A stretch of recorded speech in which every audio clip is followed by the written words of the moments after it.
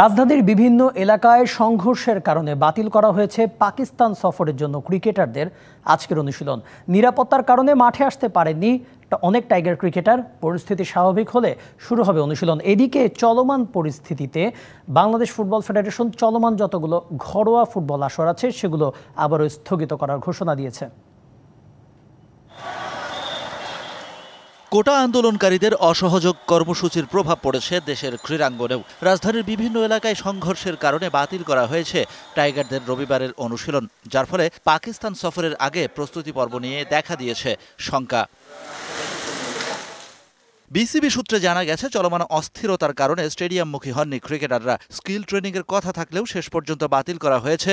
চলমান পরিস্থিতি বিবেচনায় রেখেই নেওয়া হয়েছে এমন সিদ্ধান্ত।